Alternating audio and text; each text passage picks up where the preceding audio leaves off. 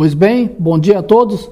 É com grande satisfação que damos início a mais um painel tributário preparado pela equipe técnica da CCA Bernardon. Eu me chamo Reginaldo da Silva dos Santos, vou tratar da legislação federal. Na sequência, o colega Luiz Antônio irá falar da legislação estadual e, por último, o colega André irá falar da legislação previdenciária.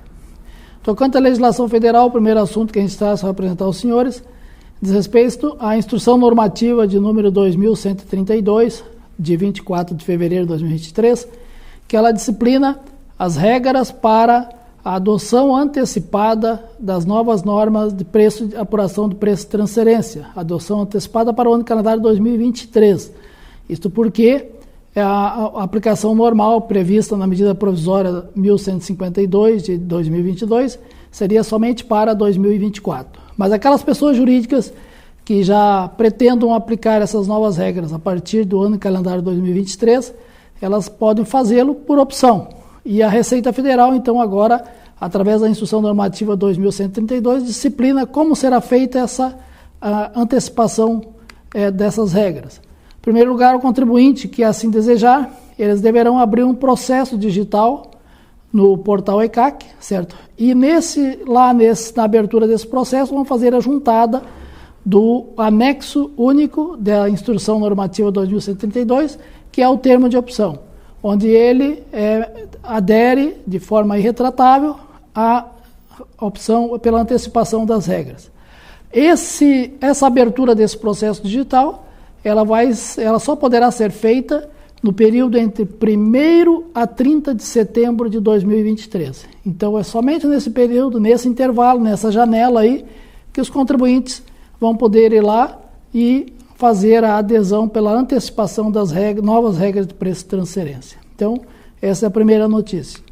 Com a outra notícia que a gente traz para apresentar aos senhores, diz respeito à Instrução Normativa 2133, de 1º de março, que essa Instrução Normativa ela prorrogou a partir do mês de setembro, a obrigatoriedade de declarar na FD-REINF as retenções de imposto de renda na fonte, contribuição social, PIS e COFINS, que estavam previstos para entrar em vigor já a partir de março agora, desse mês de março. Então, através da Instrução Normativa 2133, a Receita Federal prorroga para a competência setembro, a declaração na FD-REINF das retenções de imposto de renda na fonte, contribuição social, retenção de contribuição social, PIS e COFINS. A declaração, a confissão, a declaração das operações na FD-REINF vai se dar somente a partir das 8 horas do dia 21 de setembro de 2023. Então, a partir desta data, às 8 horas do dia 21 de setembro de 2023, é que os contribuintes vão poder lançar na FD-REINF as operações de retenções, sendo que é retroativo aos fatos geradores a 1º de setembro de 2023. Então, somente a partir de setembro é que passam a valer essas normas de declarar na FD-REINF e não mais na DCTF as retenções de IR-fonte, contribuição social sobre o lucro líquido, PIS e COFINS. É lógico que essa medida da Receita Federal visa a melhora, dar condições aos contribuintes para adequarem os seus sistemas de geração de dados e a própria Receita Federal de fazer parâmetros que possam fazer um melhor acompanhamento nos seus sistemas. Então, essa notícia da Receita Federal. E a última notícia diz respeito a Instrução Normativa 2134, de 28 de fevereiro também, que disciplina as normas de declaração de ajuste anual do imposto de renda das pessoas físicas do exercício 2023, ano calendário 2022. Então, de acordo com essa Instrução Normativa 2134, estão obrigados a entregar a declaração de imposto de renda relativa ao ano calendário 2022, exercício 2023, aqueles contribuintes que receberam no ano calendário 2022 rendimentos tributáveis sujeito ao ajuste na declaração, cuja soma for superior a R$ 28.559,70, independente de ter ou não sofrido retenção na fonte. Então, o contribuinte que tiver auferido rendimentos tributáveis superior a esse valor, R$ 28.559,70, estão obrigados a entregar a declaração de imposto de renda. Não fazendo, ficarão sujeitos a multa. Também estão obrigados a entregar a declaração de imposto de renda do ano calendário 2022 aqueles contribuintes que auferiram rendimentos isentos, não tributáveis ou tributáveis exclusivamente na fonte, cuja soma no ano calendário 2022 for superior a R$ 40 mil. Aqueles contribuintes também que obtiverem em qualquer mês do ano calendário apuração de ganho de capital na alienação de bens e direitos sujeito a imposto de renda. Apurou o ganho de capital sujeito a imposto de renda e está obrigado a entregar a declaração de imposto de renda. E também aqueles contribuintes que realizaram alienação em bolsas de valores de mercadorias, de futuros e assemelhado, cuja soma for superior a R$ 40 mil, ou com apuração de ganhos líquidos sujeita à incidência do imposto.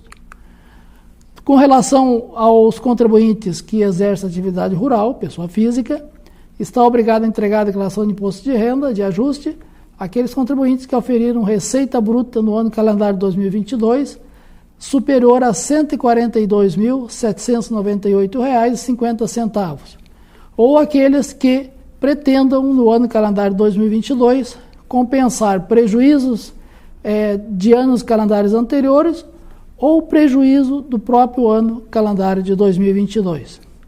E também aqueles contribuintes que no ano calendário 2022 tinham em 31 de dezembro de 2022 a posse ou a propriedade de bens, direitos, inclusive terra nua, de valor total igual ou superior a R$ 300 mil. Também estão obrigados aqueles contribuintes que passaram a condição de residentes no Brasil em qualquer mês do ano calendário 2022 e que assim se encontravam nessa condição em 31 de dezembro de 2022. Ou aqueles contribuintes que, no ano calendário 2022, realizaram alienação de bens e imóveis residenciais e optaram pela aplicação total do valor da venda na aquisição de outros imóveis residenciais e que tiveram, então, rendimento isento. Então, esses seriam os contribuintes que estão obrigados a entregar. É lógico que, independente de uma situação ou outra, o contribuinte, se ele não se enquadrar numa hipótese, se enquadrar na outra, ele fica obrigado igual. Então, deve ser observado todas essas condições. O prazo de entrega das declarações, a Receita já apresenta que ela vai passar a receber as declarações a partir de 15 de março de 2023 até 31 de maio de 2023. E nós temos, é lógico, os contribuintes que não cumprirem essas obrigações, e estando obrigados, ficarão sujeitos à multa, né, de 1% ao mês, ou fração sobre o imposto que deixar de ser pago, e uma multa mínima de R$ 165,74. Com relação ao pagamento do imposto, o imposto apurado na declaração de ajuste, ele poderá ser parcelado em até 8 cotas, certo? E a primeira cota vence em 31 de maio de 2023. Também essas regras de prorrogação do prazo, prazo normal seria 30 de abril, o último dia útil de abril, mas essa prorrogação de prazo, ela vale também, esses prazos de 31 de maio, valem para aqueles contribuintes que têm que apresentar declaração final de espólio ou de saída definitiva do país. Então, o prazo de 31 de maio e as condições também se aplica para esses contribuintes. Declaração final de espólio e a saída definitiva do país. Então, com relação à legislação federal, o recado que a gente gostaria de transmitir aos senhores seriam esses. Fiquem agora na sequência aí com o colega Luiz Antônio.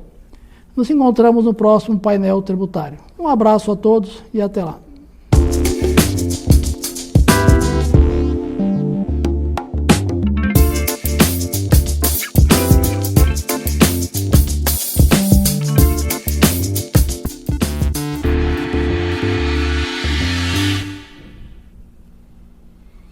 Bom dia a todos. A partir de agora, vamos comentar as alterações da legislação do ICMS do Estado do Rio Grande do Sul, ocorridas na semana passada. Tivemos a dispensa de algumas informações vinculadas aos registros fiscais que formam os anexos da Guia de Informação e Apuração do ICMS, a GIA, a partir da Escrituração Fiscal Digital, a EFD, quando acobertadas por nota fiscal de consumidor eletrônica.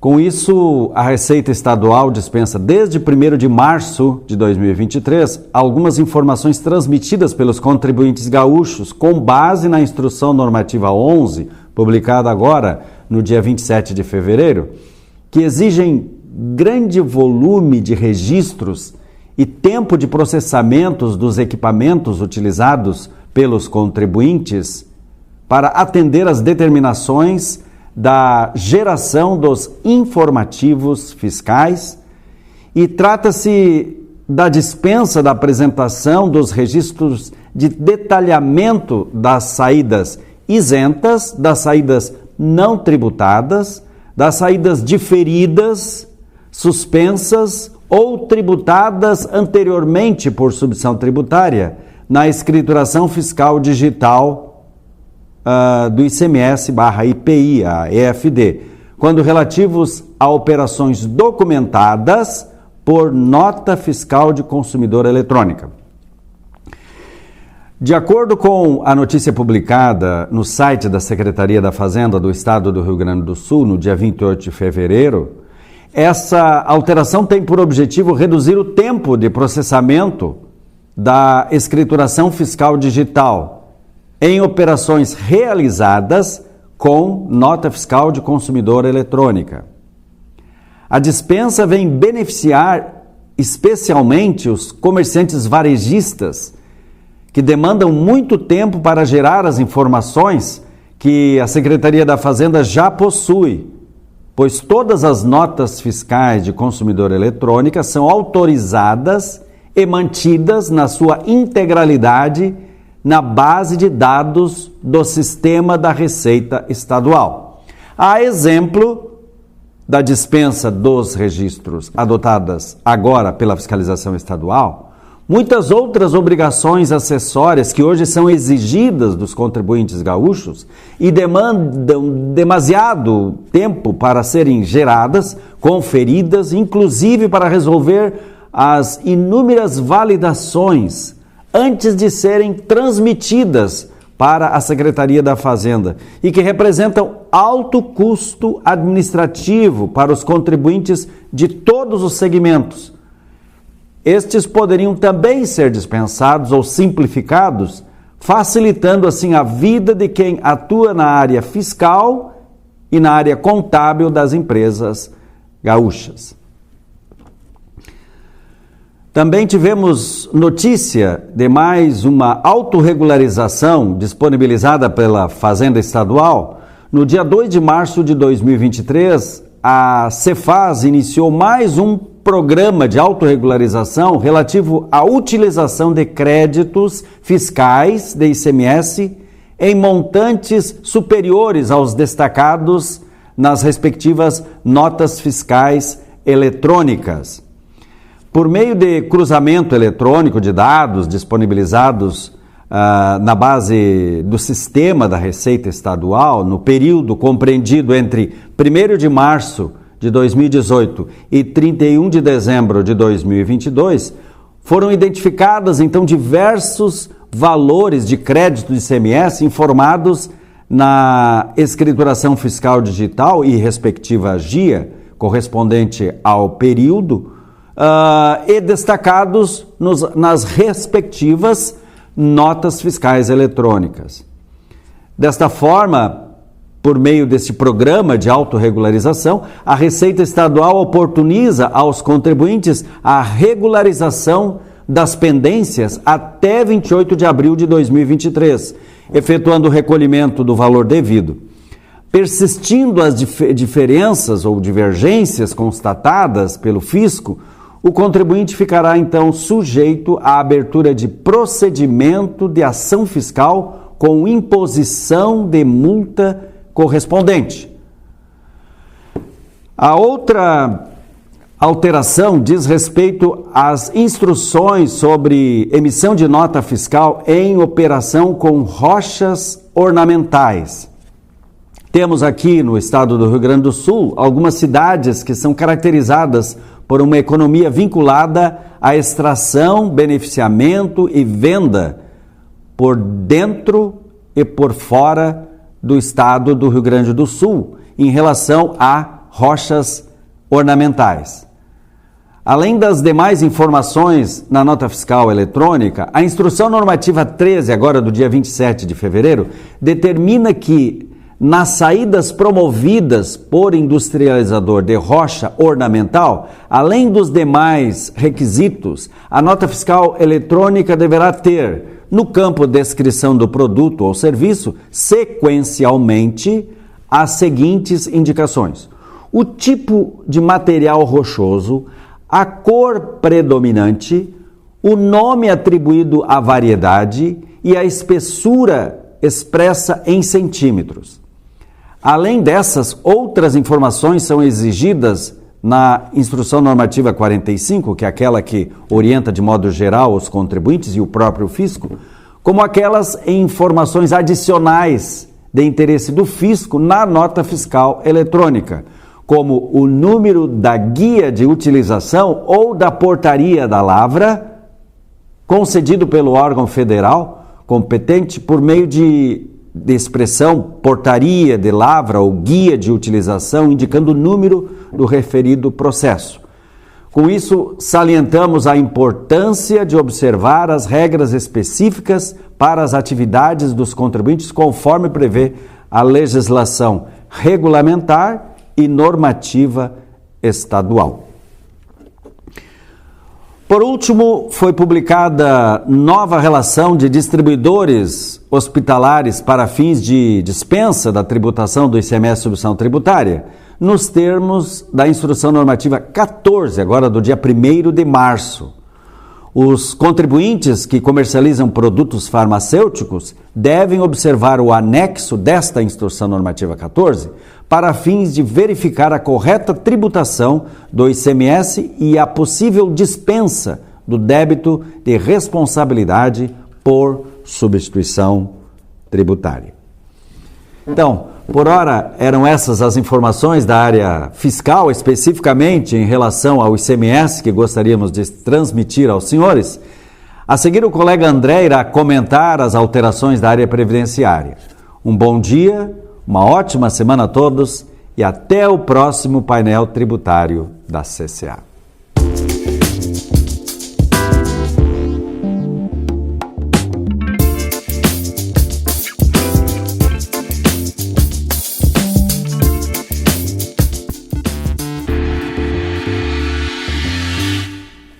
Bom dia a todos. Depois de algumas semanas ausente por motivos profissionais, eu retorno para encerrar o painel tributário dessa semana.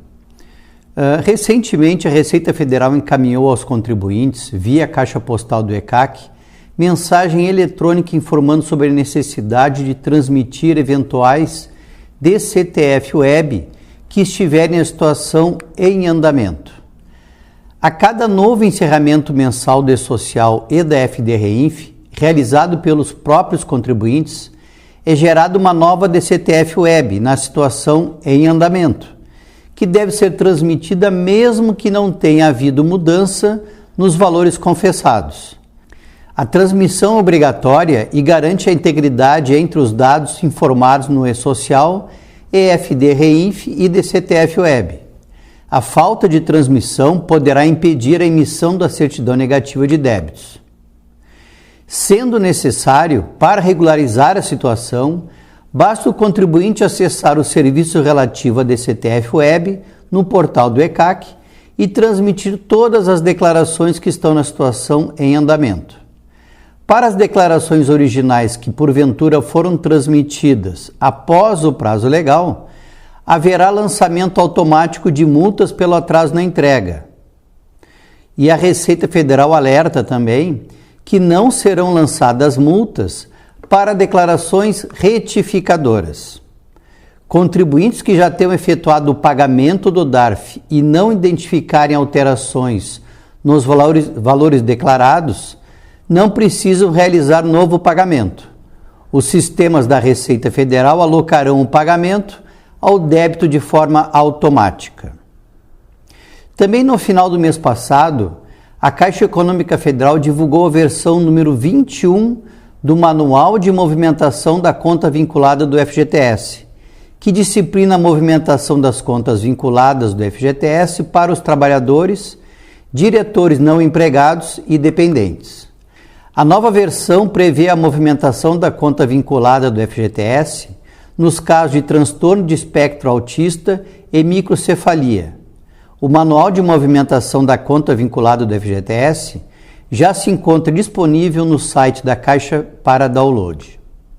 E para encerrar o encontro dessa semana, gostaria de lembrá-los que a Relação Anual de Informações Sociais, a RAIS, a nossa RAIS, relativa ao ano base de 2022, deverá ser entregue apenas pelos empregadores desobrigados ao envio mensal das informações através do e-social.